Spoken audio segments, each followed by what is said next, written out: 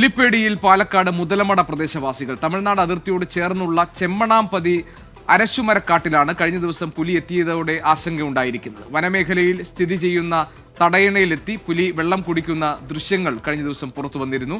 ശ്രീജിത്ത് ശ്രീകുമാരനുണ്ട് പാലക്കാട്ട് നിന്ന് വിവരങ്ങൾ നൽകാൻ. ശ്രീജിത്ത്, ഈ മുതലമട പ്രദേശവാസികൾ എത്രത്തോളം ഭീതിയിലാണ്? ഈ ഫോറസ്റ്റ് ഉദ്യോഗസ്ഥർ ഈ കാര്യത്തിൽ അവർക്ക് വേണ്ട മതിയായ സംരക്ഷണം ഉറപ്പുവരുത്തുന്നുണ്ടോ? വിവരങ്ങൾ എന്താണ്? ഇക്കാര്യത്തിൽ ജി.കെ. പ്രധാനമായും അവർ എടുത്തു പറയുന്നത് ഈ വനമേഖല പകുതി തമിഴ്നാടും പകുതി കേരളത്തിന്റെ പ്രദേശവുമാണ്. അതുകൊണ്ട് തന്നെ ഈ കേരളത്തിലെ വനം വകുപ്പ് ഉദ്യോഗസ്ഥർക്ക് ഇടപെടുന്നതിൽ ഒരു പരിധിയുണ്ട്.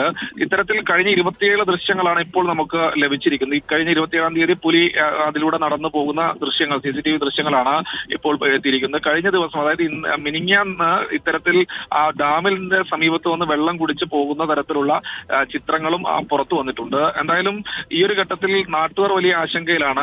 ഈ വനമേഖലയിൽ വനത്തിനുള്ളിൽ വെള്ളം ലഭിക്കാതെ വരുന്നതോടുകൂടി പുലി ഇങ്ങോട്ട് വരികയാണ് എന്നാണ് ഏറ്റവും ഒടുവിൽ നാട്ടുകാർ പറയുന്നത്.